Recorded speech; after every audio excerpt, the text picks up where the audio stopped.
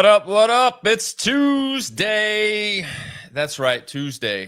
We are getting heavy into the week. We got another good episode. This is the In Off the Bench podcast, Grid and Grind show. Today, we got Tampa Bay Brigade, Kyle Massey. Kyle will be joining us. He's going to talk a little bit about his background, his stint with the Aces, now with the Brigade, what the expectations are for 2025. A lot to talk about and a lot to get out there for everybody. So I don't want to waste any time, but before Kyle hops on and gives us, his time, his most precious time, we got to plug the sponsors, the best sponsors in the game. Old Dominic Distillery, experience 150 years of tradition in the heart of downtown Memphis, from bourbon to vodka, whiskey to gin. Old Dominic's got you covered. Stop in today for a tour or just to pick up your favorite bottle. Chinook Seeds, 8 flavors, mild to wild. Go to your local gas station, convenience store, grocery store. Go to the snack aisle and pick up the best sunflower seeds in the game. It's baseball season, softball season. It's outdoor. It's summer, spring. Everything's on the horizon. And what better way to experience all of that than with your favorite brand and flavor of sunflower seed? And finally, Jesus One Apparel, empowering men, women, and children to take a bold step in their faith by living and embodying the message of John 16:33. Jesus wins, and he continues to win each and every day. And there we go. The sponsors have been plugged. The bills have been paid. I can keep the lights on for another day. But with that, let's hop into the biggest interview in podcasting this week. Tampa Bay Brigade star Kyle Massey. Kyle, what is up, brother? What's going on, everybody? It's this is how you know you're a busy dude, is when you have to carve out your little bit of time in the car, man. I just want to make sure everybody's safe and good. I hope it's not that I don't trust you. I've seen other people I drive. pulled over, actually. I pulled Look at over, you. so I'm parked What? now. I mean, that is responsibility at its highest, brother. So tell me, obviously the comings and goings, you're in the car currently, you're a personal trainer, online fitness coach. How's it going? Are you busy? Just I'm helping busy. I'm shape busy. I'm America? blessed. Yeah, I'm blessed. Yeah. I'm like I said, I'm pretty blessed. I work at Crunch Fitness in Clearwater, and then I do that full time. Uh, and then in part time I coach CrossFit at my CrossFit gym in Trinity. And then my other time, I spend time with my family, my kids, and I work out, obviously. So it's nonstop. Nice. So kids, you said kids plural. How many you got? It feels like 10, but I have 3. I know that's right, dude. What are the ages? What kind of my age range are we talking my about here? oldest is 7, my middle is 4, and my youngest is 2 and some change. Oh, brother, bless you. I feel you. My oldest is 7, and my youngest is about to turn 2. Both girls, and it's chaos every day, but a good, Oh yeah. loving type of chaos. I mean, I tell people, I don't know about you, but I'm not good at a lot of things, but I know that there's one thing I'm good at, and that's being a dad.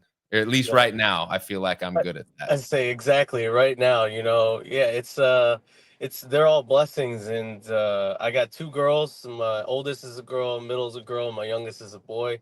And they're homeschool them. So they're wild children, and but the dynamics of it all, like they're wild, but they love each other. They're loving and caring. And some days I'm like, man, I can't believe God just said, hey, you know what? Here you go. You're gonna do it, and you're gonna figure it out. And then other days I'm like, I got this. I can do it. And I'm doing great. God keeps me humble. That's for sure.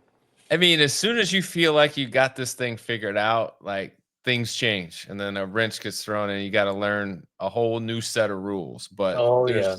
there's no playbook for this. There's no manual. You just love your kid and do the best that you can do. I will ask, who's got the best hair? Because I mean, Ooh. you got some flow going, man. Like that I is mean, that's I don't something. know. I've like, what are we talking, like in the league, or like, out of everybody out there in the world? Like, I don't know. I mean, I would I say mean, I'm gonna say, like, if we're talking in the league, like, come on. I know there's a bunch of ladies out there that wish they were rocking this. So, but silky, smooth. It's got volume. It's got texture. It's got bounce. It's got all those things oh. that I hear in these shampoo commercials. I'm waiting That's for you. the league to want to put a hair product out there, and because I'll Um, rock it. I'll sponsor. I'll let them. I'll let sponsors, have at it. there is like a hair tie. I do know that somebody has a I've hair heard tie that. out there. I So unfortunately missed that little that like sponsor thing for it to try it out, but I think that would be the true test. If that hair tie can keep all this in a bun without me having to tie it, and it stays there, we'll be good. hey, that's money. That's how you should be like the test guy. Like if they can control yours, then they got a product that should be Right? sold. Um, Obviously, we got to get into your story a little bit. You've been in grid for a while, but take me back, like being a personal trainer and getting into CrossFit and getting into grid. Like to me, like you have to develop a passion for that at some point or a love for fitness. When do you fall in love with or find the weight room or fitness? Is it early in life through sport? Is it, later on? I found my passion for sports like early on as a kid. I got that from my dad, always pushing me to try new things and never give up. And once the one thing you find that you're successful at, like, run with it, right? I played baseball for a long time and played football in junior college for a little bit, but some injuries occurred. So I kind of moved my way a little bit more into CrossFit just to stay healthy and realize you could compete in CrossFit. Found the CrossFit Games, and then later on, it's like maybe this will be year 6 or 7. I'm not counting one year I was hurt, so this would technically be year 6 of me playing. Um, but yeah, my passion for it, I think it just comes from the competitiveness, right? The journey. There's a good quote I heard: "The joy is in the journey, and the journey is every day." And that really kind of resonates with me because I always try to remind myself, like, there's the journey is going to have many roads, many avenues, many obstacles. But again, it's the process, it's the grind, and like we hear nowadays about motivation and, like, oh, how do you stay motivated? And it's like, sometimes motivation isn't even it. It's discipline. It's the discipline that says, like, hey, we have our first match coming up, right? I got to put in the work, Yep. and I'm sore as all hell. I don't want to work out. I want to take a rest day. And, like, yeah, you should take a rest day here and there, but at the end of the day, like, I know that I'm putting all this hard work to pay off in the end for my teammates, so not just for me, it's for my teammates, Yeah. the team, that if I'm giving 110%, my teammates are going to give 110%, and then the end goal there is hopefully we're walking away with a championship. Absolutely. It's that whole discipline, that whole mindset, like it is tough. Like it can be a grind because mentally you have to talk yourself into it some days, especially with someone like you who is like you're in a gym 99% of your time, Yeah. outside you that small percentage that you're at home with the family doing that stuff. But in your professional life and in your, grid life, like you are constantly in a gym. And for someone like me who is, for a time I was around baseball for a very long time, hundreds and hundreds of games of playing and coaching, like the last thing I really wanted to do was go and watch another game, Oh yeah. so like having the motivation to continue to do that, it takes a little bit, but obviously once you get there, you get going, you find out why you got there in the first place, you have the love, but also the big thing is the season's on the horizon and you got to do this. You don't want to let the team down, but also you have 7 other teams of athletes that are Yeah. doing these things. And so if you're not, then you're going to get left behind and it'll show when you get out there. But when did you find grid through this? You get into a gym obviously at an early age. You find CrossFit after you're done playing sport, to scratch that competitive itch. When does this kind of blossom into grid? I always laugh at this question because, like, there's two people I got to shout out to Talar. Talar Stallings and Angel Serrano. They both kind of got me into it. Angel, used to play on one of the older teams. I don't even remember what they were called, but they're not around anymore. But then he played for the Aces. And then at our CrossFit gym, Talar was going to it. Our old CrossFit gym turned CrossFit. No longer around now, but they were looking for players, and I was like unknowingly trying out without realizing I was trying out. So she had me run a few testers of like, workouts and movements that were like, hey, like she's like, Kyle, I need you to just try these things out for me. Like, I don't know how fast you can do. I don't really care. I just want to see how you do. Okay, cool. I'll try anything. Yeah. And she's like, okay, cool. Like the 10 hang power cleans, right? So I do that. Oh, okay. She doesn't tell me anything, and she's like, okay, well, let's rest like let's rest like 30 seconds. Okay, here we go. And then it was like there were like 4 or 5 of these like testers, at that time. I'm like, I don't know why we're calling them testers. I'm just running through workouts. These are workouts. And What are they talking about? Testers. Like yeah, you're literally, dying after all these. Come on. literally. And so the other one that was memorable was it was supposed to be 10 shoulder overhead. And mind you, Talar comes from like the NPGL, right? The original grid league, and the weight for that was 265 for 10. And so she's like, "All right, here we go. Let's load this bar up." And I go, "I don't know how many I can do at 10. Like Talar, I'm gonna wing it. Like, okay, like if you want to see." So I do 5, and on my 6-1, I'm like, I'm wobbling around, and she says, "Oh, stop, stop, stop, stop, stop! I told you the wrong weight." I'm like, oh, oh, oh, what a relief. Okay, cool. Because I don't know how many more I I, had. I just I hope it's basically not said, heavier. I set a 5 rep PR of my shoulder to overhead. So there we go. She's like, no, it's 50 pounds less. And I'm like, well, that's a great news to hear.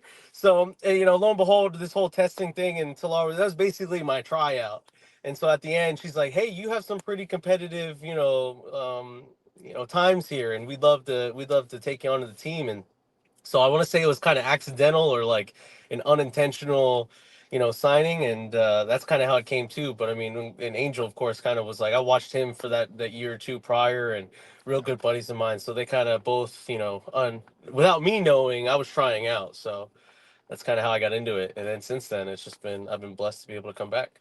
Do you so like I always wonder this because you hear stories of like people like not know like with no pressure doing things and it goes well. Had you known like this was a tryout, do you think it would have went as well? But just being kind of oblivious to what was going on and just going out there and doing whatever with like no pressure. I feel like you probably did better because you like there was no expectation set on what you should or shouldn't do. I know. It's interesting. Yeah, I think because Talar said that she's like, listen, there's no, and that was her thing. She was like, it doesn't matter. I'm just curious. I'm just curious. I just want to see where you're at. So like, she's like, oh, I think you can do a little faster. Just try this technique, or barbell cycling. And I'm like, oh, all right, I'll try it. She's like, hey, you got a faster time. I'm like, you know what? I think I can go a little faster. So I tried again, get a hair second faster. Okay. So like, yeah, unwillingly, or like that, like if I had known that it was gonna be like that was my tryout, oh man, the bar probably would have slipped out of my hand. I would have put extra chalk on and be like, no, no, no, let me try. Wait, hold on, 10 more seconds before I try again. Like, yeah, I think there's a lot to say about it. It's like that no pressure, when you go in to just like, hey, whatever happens, happens. I'm gonna trust trust my fitness, trust the work that I put in, and just let it rip. I Yeah. think good things will happen. So how long was the stint with the Aces then?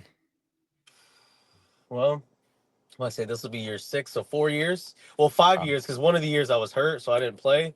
So that's why I'm Mhm. not really counting that year. So I guess 4 or 5 years with the Aces, Gotcha. which kind of then led me into the brigade there S- afterwards.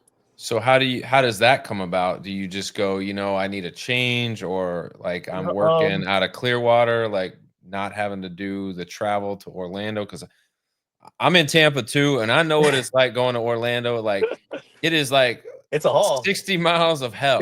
Like it is the worst. The Listen, worst. I-4 could be 30 lanes across, and it would still take you even longer to get there. I'm telling you, man. I am um, telling you. but no. So like, I guess you could say so. Year 4, I played. I got hurt. I came back towards the end of the year at the like conference championship, and re-aggravated my knee. I tore my meniscus like 2 weeks before the season started, Damn. like completely tore it, sprained my ACL, my MCL. It was kind of like this nagging injury that I wasn't really thinking about, and the season was right around, so I was pushing it, tore it in half, did rehab, and the team made it to the conference championship, and so I played for like 2 races in there, but re-hurt it again, so I took that whole year off. That following year, I was like, not being a negative Nancy, I was like, hey, maybe it's just maybe my time in grid ran its course, Yeah. and here comes Angel again. Like, dude, just try out. Like, what's the worst that happens? Like, you want to know you went out, giving it your all. Like, you really put it out there. You're feeling better. You're healthier. And Angel helped me in my training. And like, I'm like, yeah, fine, dude. Like, here, Angel I'll, was I'll like, "Hey, man, you got another meniscus in the other knee. yeah, You're good, bro. Like, you're literally. you're good." So I went out to the Aces practice tryouts, and like they just came off that championship season. So like, Mhm. again, not being negative, but it was like I don't know what I'm gonna bring after they just won the championship. Like they won without me, but I'm still giving them hell. I'm gonna give it my all. I did decent, but I think they just still had a lot of players coming back, which was fine. So I didn't make the cut, and but still, after I left, knowing that I still had more after that tryout, and like, wow, okay, I still got it. I can still hang. It just, Yeah. the whole team's coming back basically. So it was probably like the night of signing that like I going back with Angel for like 2, 3 days of like, should I play? Who should I reach out to? I see these teams are still looking for players, but I mean, I don't want to be on like the Daytona team. Like I'm, trying to be super far, and the only other local team was the Brigade. And of course, Angel kept sending me their like, social media that says, hey, they're looking for a player. They're looking for a player. But I was like, I don't know. I've been with I've been with Change Talar and the Aces for so long. Like this it's feels hard, man. That awkward. Yeah, change is hard. I was torn. So I finally reached out to Terry and Talar and just said, "Hey guys, like, thanks for having me. Thanks for the tryout. Like, I'm just kind of looking for your blessings and make sure like things are kosher. That I'm gonna reach out to Jess and try out." And man, the quickest they'd ever texted me back ever. They gave me their blessings, like, "Hey, we appreciate it. Thanks for acknowledging your time here. Like, we're best wishes for you." And like I said, it was like 12 hours until the signing was over. Reached out to Jess and was like, hey, guess who's looking for a new team? I saw you're looking for players. And so after that, it just came to, and Jess was like, you couldn't have you couldn't have said something sooner. It was just this like fairy tale thing. I'm like, sorry, I've been weighing this out. And then it came to that, she was like, okay, well, like she'd seen me. Luckily, she'd seen me play in years prior. We did that year that I was hurt and took off. We did the kids grid together. So like we really, really got to know each other. And at that time, years prior, we went to the same CrossFit gym for a little bit, so we'd really known each other. But like I said, she'd seen me in grid, um, and so it went from there. And that's how I signed with the brigade. So I got a couple questions. All right. So emotionally, like what are you feeling like when the aces win, but yet you're not able to like play? Like, is that motivation? Is that kind of like, damn, like that It kind it of hurt? was I mean, it was a little bit of both. Like I was so happy to cheer everybody on, and as that season that I kind of took off and was like trying, I still pushed everybody or tried my best to work out and push people, and but going through rehab, um and at the end there it was just like it was a bittersweet, like sweet, because like they're all my friends and buddies, and I watched the whole process and they went undefeated, and bitter because I was like, man, I wish I could have been a part of that. Like I would have loved to actually been competing and say like, even if I did one race, that'd have been enough, Right. in that moment. but it motivated me because I think, like I said, I was getting healthier and like I was like, okay, cool, we're gonna try out again next season, and so it was kind of like motivation, like, okay, cool, let me continue, and like if I never, it didn't even make the brigade for that matter, I was like, hey, at least I went out, I gave it my effort, I gave it my all, and I really laid it all out there to before I hung it up. Right.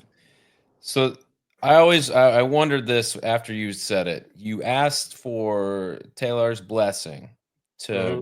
go to the brigade. Did you really need to?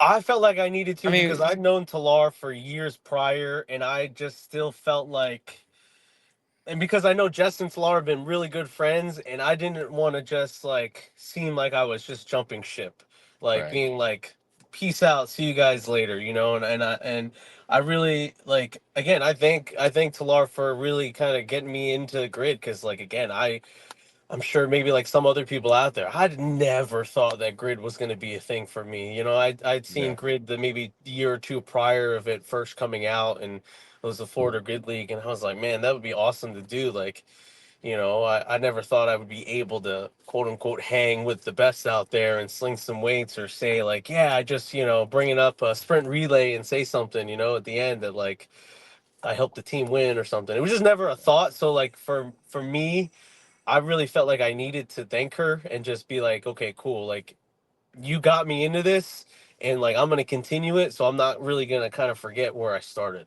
You know what I mean? Yeah, you're a better dude than me. I just would have been like, all right, I ain't playing with y'all.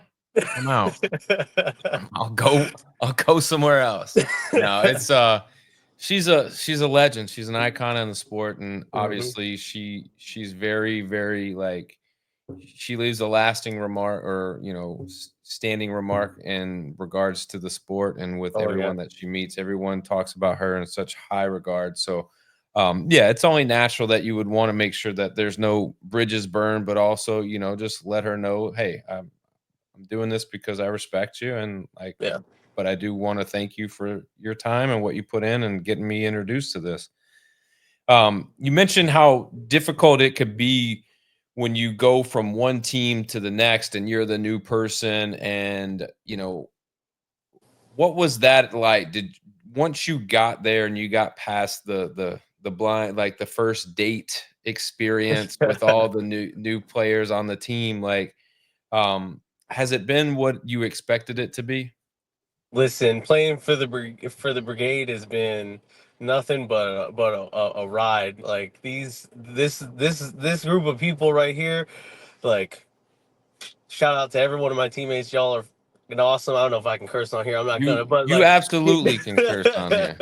listen, y'all are fucking awesome. I love each and every one of you. So since coming into the brigade, I think everyone meshed so well. It was, like I said, that first practice of like that, first date feeling of like, what's your name? What do you like to do for fun? Like, like, I The see we're all worst, here for most the same like, reason. Like, oh man, like, after we got past that, it was just, we meshed so well. And like, I don't know what I was thinking in that moment. It was just like, oh shit, everybody's playing here on grid. Everyone's played before, and this is a new team. I gotta really, like, I gotta stand out. I gotta do something epic. But like, at the same time, it wasn't like that. We all blended together. We all laid our time and effort out for each and every one, the whole season. And man, I think it was a great, it's been a great experience, and it was great. It was a great first season because looking back of like how many players were rookies, and I remember that first match going in and everybody kind of doubted us, and like we came out guns blazing, and we hopefully showed everybody that like we were there to ready to fuck shit up, and we did. And I like, it's such a memorable season. So. yeah. So we get into this past season, 2024. Mhm. You get to the point of the last regular season match where you're taking on the Palms, and you don't even have to win it. You just can't lose by more than 5. And you Mhm. guys take care of business, which I mean, in grid speak and point differential, 5 points is like that's a huge hill to climb. Like Yeah. you would have to like bad things would have to happen for you guys to not to lose by more than 5. So you take care of business. You end up being the number 4 seed, which means you're going to get the number one overall seed, the Sharks, in the very first round of the playoffs. The match was good. It was, back and forth. It was close the whole way. It came down to a sprint relay, the very last race of the match, and they edge you guys out. I talked to Dalton Herrero a couple days ago, and he's was like, there were things that happened in that sprint relay that weren't typical, that we should have been better at. And he said himself exclusively, like, there were things during that whole match like I could have done better. And when you look at that, those one or two different things, especially in all of the regular season matches that could go wrong or do go wrong, and they hurt you, was the season a success for you in regards to, like, you were right there but you just couldn't get it done? Or do you look at it and go, no, like, that's not where we want to be, like, I'm pissed, like, give me 2025 right now? It was a bit of both. I mean, big picture, I think we made a statement to the league that says, like, we're a bunch of rookies, like a brand spanking new team. I think what we had, like, four like original brigades people come back, and the rest Yeah. were all newbies, and some people had played before. So I think, like, big picture for the season, like, we held ourselves, and we gave it 110%, and everybody showed the league that, like, just because we're a bunch of rookies, we can still hang, and we did that. But at the Yeah. same time, yeah, it was like, yeah, if I would have done this a little bit faster, or better, or somebody would have done something else, like, yeah, it was the fact of knowing that, like, it was bitter because we knew we could have gone on and still, you know potentially won or done even better. And but so, yeah, so it's a motivation. Like, I'm super pumped for the season to start this year. Like, I'm super pumped, super excited. We're all excited. Our group chat's popping, and everyone's ready to showcase what we're bringing to the table this year. Because I think, like I said, everyone's coming back, and some things that we're ready to showcase and put out there. And just now that we have everybody's got that whole year under their belt, everyone knows what to expect, and we're ready for it. Yeah, definitely. What have you been working on when 2024 ends the way that it does, and you go, I mean, do you know immediately you're coming back, or do you go, let me evaluate things, let me see? Because I've talked to a lot of players, and they're, once all the season has finally come to an end, they kind of take this time to, like, decompress a little bit, and then they make a decision on what they want to do. But for you, was it an immediate thing where you're like, I'm coming back and this is what I got to work on? Or did you need some time to kind of realize, yeah, I really want to do this again, and then kind of plan out what you're working on? I never had a doubt of that I wanted to come back. I think I like to be a little humble in the sense that, like, we took some time. Everybody took time off. Moss and Jess took some time before they reached out to everybody to, like, see where our heads were at, kind of recap the season, recap, where we were at, and it gave us all. I think everybody, that time to, like, reflect and say, like, okay, yeah, who is gonna come back, who's not. I wanted to come back, and I want to come back every year.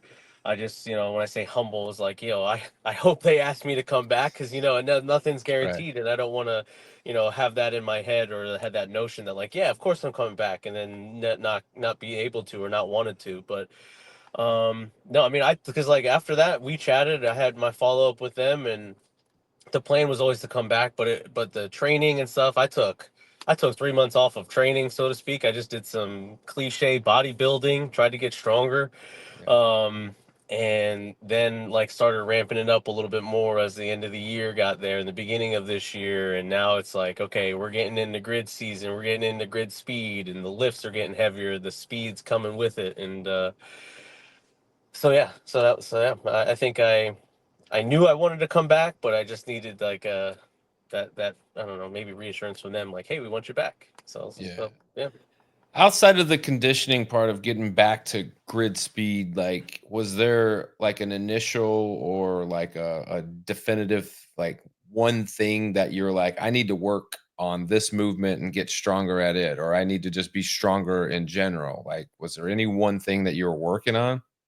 Just overall strength. I've had a little nagging shoulder thing here and there, but like that's not stopping me. But that's like also my motivator to get stronger, put on more size, put on more strength, so that way I can even contribute even more to the team.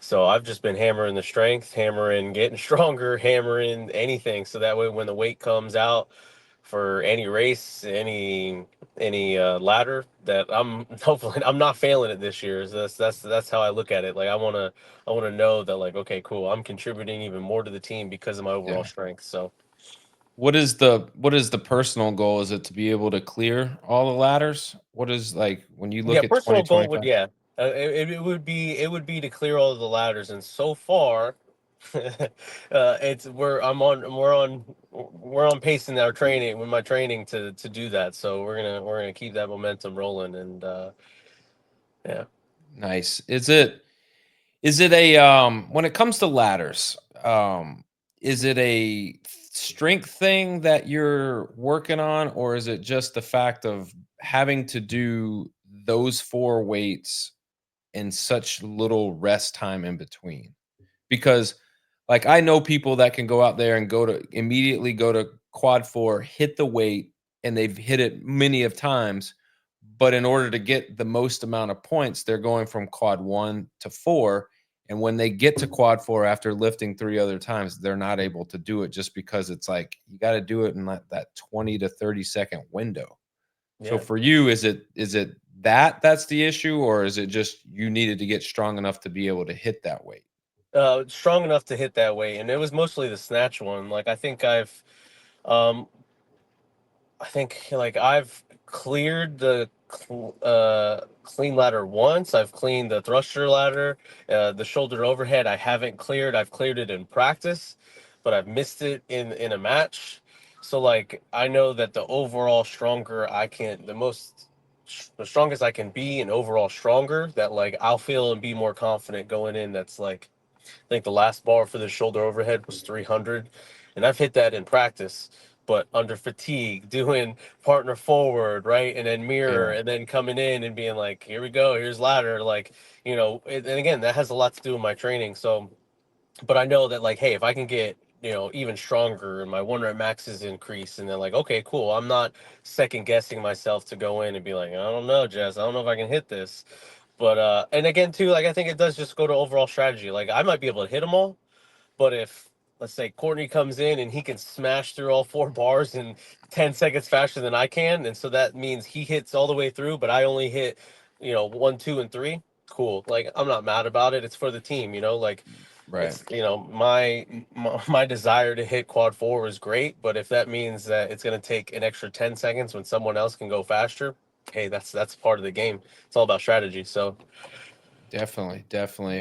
Especially in the latter, like there's a lot of strategy that goes into who and times, and in order to get as X amount of people through and hit X amount of weight, like you have to it's very structured, and there's a lot of strategy that goes into that particular race. But before you get out of here, I'll end with this last question. All right.